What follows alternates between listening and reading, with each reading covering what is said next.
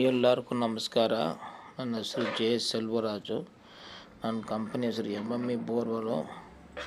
ಈ ಥರ ಹಳೆ ಬೋರ್ವೆಲ್ಗಳು ಕ್ಯಾಮ್ರಾ ಸ್ಕ್ಯಾನಿಂಗ್ ಮಾಡಿಬಿಟ್ಟು ಸೈಟ್ ಇನ್ಸ್ಪೆಕ್ಷನ್ ಮಾಡಿ ಮೇಲೆ ಈ ಥರ ಹೋಸ್ ಕ್ಲೀನಿಂಗ್ ಮಾಡಿದರೆ ಬೋರ್ವೆಲ್ ರೀಚಾರ್ಜ್ ಮಾಡ್ಬೋದು. ಹಳೆ ಬೋರ್ವೆಲ್ಲು ಅದು ಕ್ಯಾಮ್ರಾ ಸ್ಕ್ಯಾನಿಂಗ್ ರಿಪೋರ್ಟ್ ಬೇಕು.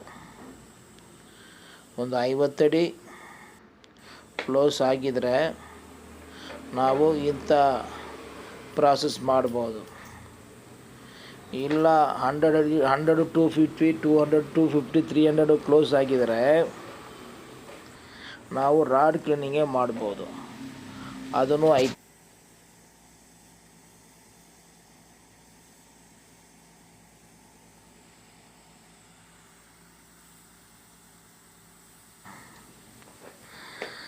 ಅದೇ ಹೋಸ್ ಕ್ಲೀನಿಂಗ್ ಇದ್ದರೆ ಮೈನರ್ ಪ್ರಾಬ್ಲಮ್ ಇದ್ದರೆ ರೀಚಾರ್ಜು ಹೋಸ್ ಕ್ಲೀನಲ್ಲಿ ಮಾಡ್ಬೋದು. ಒಂದು 50 ಅಡಿ ಕ್ಲೋಸ್ ಆಗಿದರೆ 100 200 300 ಕ್ಲೋಸ್ ಆಗಿದರೆ ನಾವು ರಾಡ್ ಕ್ಲೀನ್ ಮಿಷಿನಲ್ಲಿ ಕ್ಲೀನ್ ಮಾಡ್ತೀವಿ. ಅದು up to maximum 700 feet clean ಮಾಡ್ಬೋದು. ಈಗ ಯಾವುದೋ ಒಂದು ಬೋರ್ವೆಲ್ಲು ಮೋಟ್ರ್ ರಿಮೂವ್ ಮಾಡಿದ್ದಾರೆ, ತಿರ್ಗಾ ರೀಫಿಕ್ಸಿಂಗ್ ಮಾಡಿದರೆ ಒಳಗಡೆ ಹೋಗಲ್ಲ, ಏನೋ ಕೆಲ್ಲು ಅಡ್ಡ ಬಂದಿದೆ, ರೋಬೋ ಗಾಡಿನೂ ಸೆಟ್ ಆಗಿಲ್ಲ ಅಂದರೆ ನಮ್ಮ ಹತ್ರ ಟ್ರೈಪಾಡ್ ಗಾಡಿ ಐತೆ, ಅಂಥ ಗಾಡಿನಲ್ಲಿ ಅದು ಕ್ಲಿಯರೆನ್ಸ್ ಮಾಡ್ಬೋದು.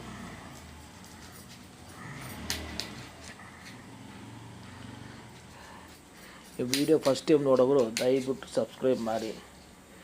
ಇದು ಬಿಟ್ಟು ಎಲ್ಲ ಕೆಲಸ ನಾವು ಮಾಡ್ತೀವಿ. ಏನೇನು camera scanning, robo borewell drilling, ಆಮೇಲೆ rig, sensor rig, 10 wheeler 6 wheeler, slow rig, struck motor removing, jeep work ಎಲ್ಲ A to Z ನಾವು ಮಾಡ್ತೀವಿ. ಫಸ್ಟ್ ಬಂದು ಸೈಟ್ ಇನ್ಸ್ಪೆಕ್ಷನ್ ಬಂದು ನೋಡ್ತೀವಿ. ನೋಡಿಬಿಟ್ಟು ಏನೇನು ಮಾಡಬೇಕಂತ ಹೇಳ್ಬೋದು. ಇದು ಕ್ಲೀನಿಂಗ್ ಮಾಡಬೇಕಾ ಇಲ್ಲ ರಾಡ್ ಕ್ಲೀನಿಂಗ್ ಮಾಡಬೇಕಾ, ಏನು ಮಾಡೋಂಗೆ ಆಗಲ್ಲಣ್ಣ.